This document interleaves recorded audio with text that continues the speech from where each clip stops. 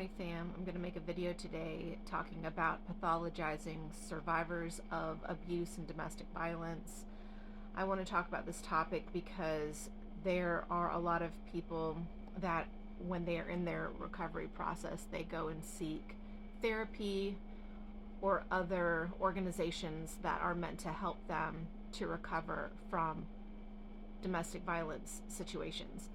And what typically happens in that setting is the survivor becomes pathologized. The survivor ends up in a situation where they are placed into a situation where they are given a diagnosis or maybe multiple diagnoses. And I'm not suggesting that every possible explanation that a therapist or psychologist gives you isn't somewhat valid. I'm not trying to say that there isn't any validity at all to what they're saying, but the crux of what I want to talk about is that giving somebody a label, saying that somebody has this disorder or is suffering from this condition as a survivor of domestic violence, I want you to consider, what does that actually do for the survivor?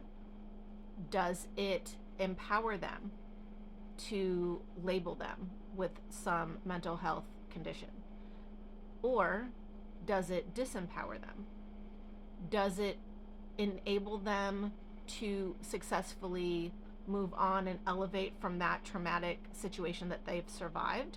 Or does it perpetuate a cycle of self-victimization that is facilitated by the label that they have been given about a certain condition that they now have as a result of how they have processed their trauma, how they have operated in their survival journey thus far?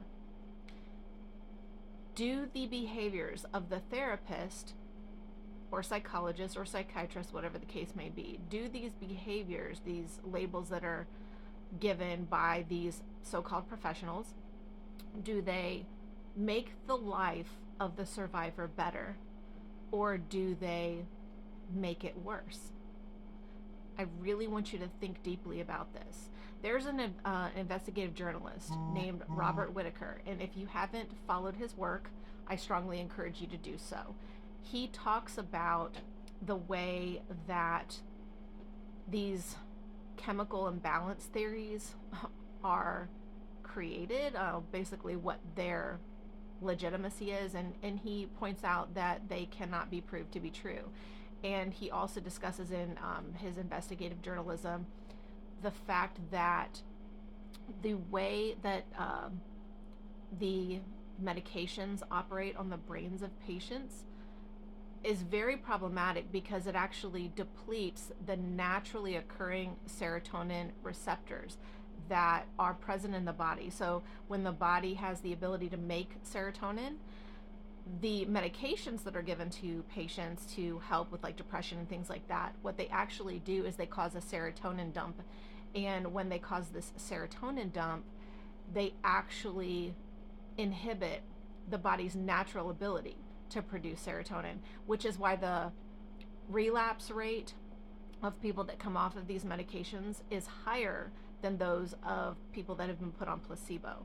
So I wanted to mention that, because when we talk about medications and their efficacy, we always want to keep in mind, if a placebo has a lower relapse rate than the actual medication, then is the medication doing more harm than good? And I think in this instance, it's clear that the medications are not beneficial in the long term. They might be an option for a temporary acute episode in someone that just cannot function at that time, as a temporary, and I want to emphasize very temporary, a way to cope. It might be a good strategy, but in the long term, I feel like these medications are extremely detrimental. There's been all kinds of evidence that shows that the main ingredient in these medications, being neurotoxic, calcifying the pineal gland, is very problematic, because this also contributes to the early onset of Alzheimer's and dementias in people. So I want to mention that because I don't think that these things are being considered when these patients are being recommended to be put on these things. And we all know about the kickbacks. We all know there's a conflict of interest there. So when we approach treatment, patient treatment, survivor treatment, mental health treatment holistically, and we look at nutritional profiles and we look at other things that can be done, if we look at support groups, if we look at equine therapy, any number of things that can be done, animal therapy, things that can be done to provide comfort to that patient that are not necessarily going to be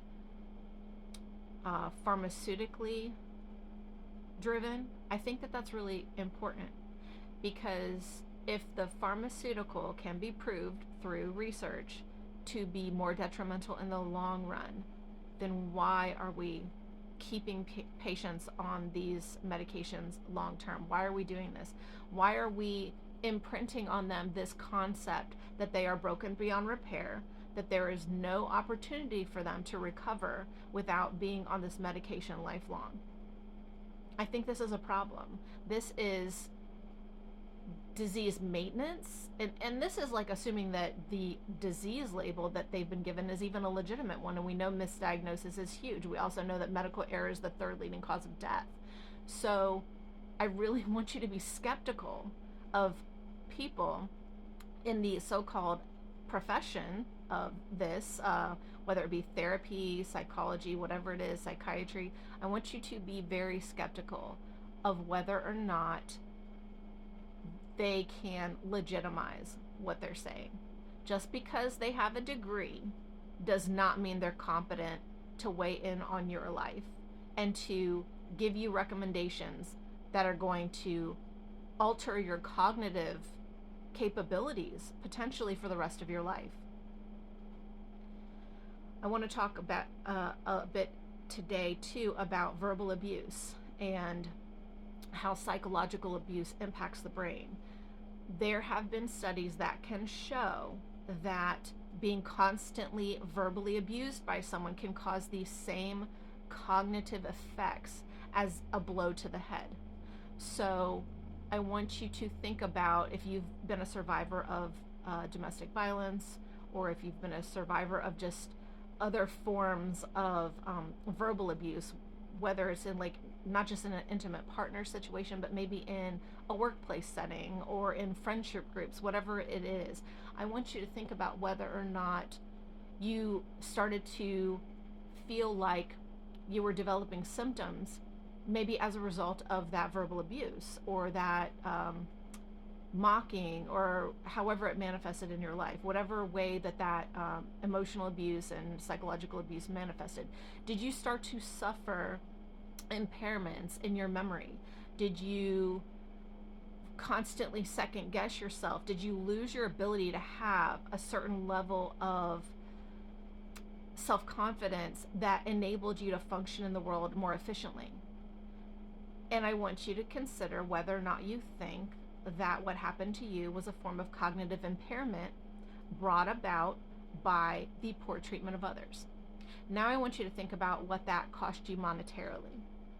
I want you to consider what that psychological damage resulting in maybe it would be considered a mild, maybe in some cases a more substantial form of brain damage. Temporary, obviously, because there are things that can be done to help course correct that.